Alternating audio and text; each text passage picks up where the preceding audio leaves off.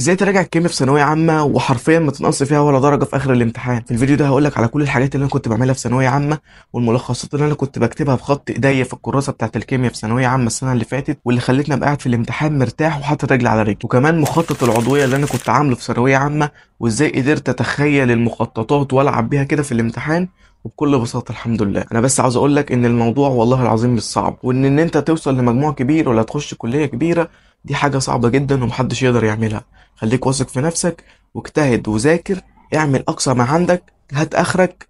بص، عاوزك تموت نفسك الفترة دي. الفيديو ده بقى هقولك على الافكار اللي كانت في الباب الثالث والرابع في الكهربية، والمسائل الصعبة اللي انت مسترخمها، والقوانين الكتيرة اللي انت مش قادر ان انت تجمعهم كلهم، وازاي تعمل التجميع الحلوة بتاعت القوانين وتحل مسائل الباب التاني من غير اي صعوبة. كمان ذاكر العضوية من مخطط انت عامله بايديك. طبعا زي ما انت شايف انا لابس البلطو الابيض عشان احفزك واقول لك ان البلطو الابيض يستاهل تعبك الفترة دي، ويستاهل كل نقطة عرق وكل مجهود انت هتبذله. وبالنسبة للناس اللي هم اخواتي الصغيرين في الاول وفي الاخر اللي كانوا متضايقين قوي على الفيديو بتاع مستر محمد عبد الجواد، انا هوريك دلوقتي في الكراسة اللي انا كاتب فيها بخط ايديا حاجات انا واخدها من مستر محمد عبد الجواد.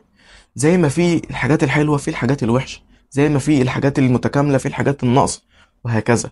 مش عاوزك تحكم على وجهة نظري من فوق، خش جوه الواقع وعيشه. انا دلوقتي لو باخد مثلا مع مستر خالد صقر ولقيت ان المستر خالد صقر بيقول الحته دي انا مش فاهم منه حاجه، هروح لمستر عبد الجواد. وده اللي حصل معايا. العكس، هروح لمستر خالد صقر. وفي ناس كتير برضه حصل معاها كده، الاتنين ما فهمتش منهم، اروح لحد تالت افهم منه. ما هو مش معقوله ان انا هفضل مستقر على نفس المدرس في كل الحاجات. اكيد في حاجه هكون مش فاهمها من المستر ده او من المدرس ده، فاروح اشوفها عند مدرس تاني. الفكره انك ازاي تجمع التجمعات دي كلها وتكون فاهمها كويس جدا جدا جدا. واللي بياخد مع مستر خالد صقر يخليه معاه لو مرتاح معاه وفاهم منه كل حاجه، واللي بياخد مع مستر محمد عبد الجواد بيفهم منه يخليه معاه. وبرده نفس الحكايه في اي مدرس تاني على اليوتيوب. ويلا بينا من غير ما نطول في كلام كتير نبدا. فاول حاجه انا عاوز اقولها لك وهي الباب الثالث والمخططات او القوانين اللي انت شايف ان هي كتيره مثلا، او الافكار اللي انت شايف ان هي في افكار كتير منها والحاجات دي كلها. انا دلوقتي اهو قصاد الباب الثالث. الباب الثالث ده انا افتكر ان انا مع مستر محمد عبد الجواد تقريبا معظم الباب التالت ده كله تقريبا مع مستر محمد عبد الجواد. حتى الملخص اللي انا كتبته في اخر صفحه في الكراسه كان من مستر محمد عبد الجواد.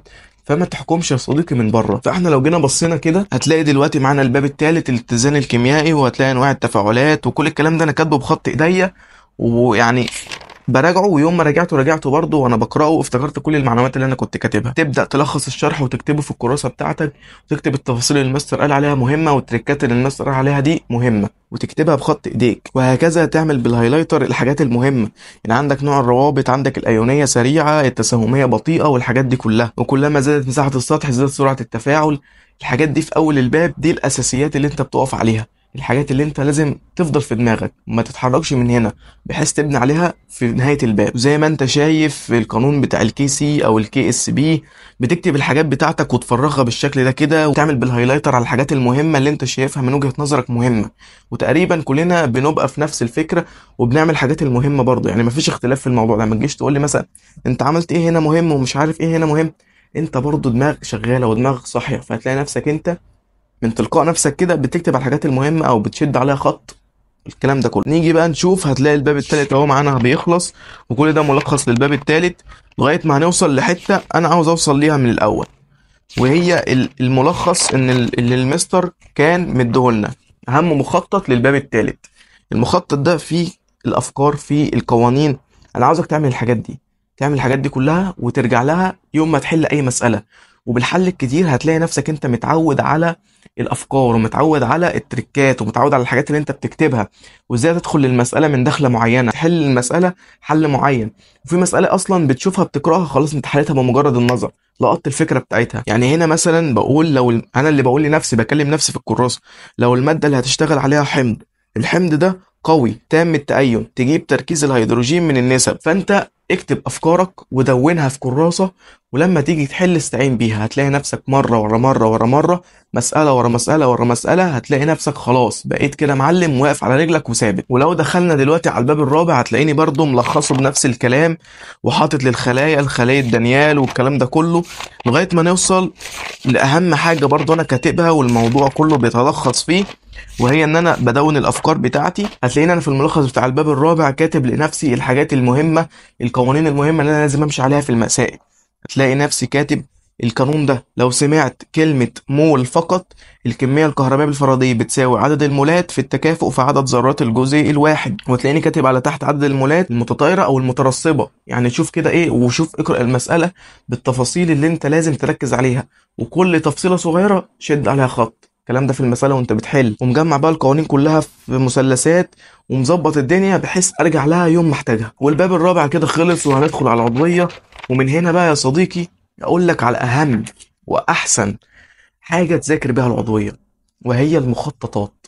هتقول لي طب ما الحفظ كويس ومش عارف ايه. صدقني العضويه عشان معلوماتها كتيره، هتلاقي الحفظ فيها صعب لو انت ماشي بعشوائيه. لو انت ماشي من هنا شويه ومن هنا شويه ومن فوق شويه ومن تحت شويه، هتلاقي نفسك في اخر المطاف تايه ومش عارف تجيبها منين ولا منين، وهتلاقي نفسك العضويه دي بتكبر وبتتضخم وبتبقى وحش بيلتهم كل اللي قصاده. عشان تذاكر العضويه كويس لازم تعمل لها مخطط. وعلى سيره المخطط، فجايب لكم المخطط بتاع الثانويه عامه اللي انا كنت بذاكر منه واللي انا كنت بحل منه. وكمان ده بتاع مستر عمرو الصيفي، يعني لا بتاع مستر خالد صقر ولا بتاع مستر محمد عبد الجواد. وده لو يثبت لك حاجه مهمه جدا، وان اللي انت لازم تستفيد منه تكون انت فاهم منه. انا شفت ان المخطط ده هيفيدني كويس جدا، فروحت السنتر عند مستر عمرو الصيفي وخدت المخطط. فاي حاجه تستفيد منها، اي حاجه انت حاسس ان هي هتفيدك لقدام، ما تترددش خطوه اللي انت تستغلها واللي انت تستفاد منها. وزي ما انتم شايفين الموضوع، يعني المخطط ما شاء الله كبير وفي معلومات كتيره جدا. المعلومات دي لو كنت فضلت اكتبها في الكشكول كانت خدت الكشكول كله. فانت تلاقي المخطط مجمع لك المعلومات دي كلها، كل حاجه تحت بعضها، كل حاجه. يعني الاسهم دي بتوصل لك لفين، ودي بتوصل لفين، ودي بتوصل لفين. انت كل ما تمشي السهم هتلاقي نفسك بتوصل لحاجه معينه. وطبعا لازم عشان تفهم المخطط ده تسمع شرحه، لان مش معقوله ومش من الطبيعي اللي انت تشوف المخطط طب ابعت لي المخطط انا كده هقراه، هتلاقي نفسك بتسرح. ممكن تفهم بس لازم حد يفهمه لك، فاهم قصدي؟ فانت المدرس اللي تاخد معاه ايا كان هو مين، مستر خالد صقر، مستر محمد عبد الجواد، مستر عمرو الصيفي، كلهم كويسين جدا جدا جدا. بس الفكره انت بتفهم من مين. ولو انت مثلا بتاخد مع مستر خالد صقر، او بتاخد مع مستر محمد عبد الجواد، او مع مستر عمرو الصيفي، وفي حاجات انت مش فاهمها منهم، بدل ما بينهم. يعني ممكن تلاقي حد شارحها احسن من التاني او مش احسن من التاني، انت تفهم من ده عن التاني. هي دي الفكرة، وهي دي الموضوع اللي انا عاوزك تستفاد منه او تفهم الفكرة العامة بتاعته. وبس كده، دي كانت الطريقة اللي انا براجع بيها الكيمياء في ثانوية عامة. متنساش تعمل لايك على الفيديو واشترك لو انت مش مشترك. ربنا يوفقكم كلكم جميعا، وتدخلوا الكليات اللي انتوا كنتوا نفسكم فيها، وتجيبوا المجموعة اللي انتوا نفسكم فيها. وبس كده.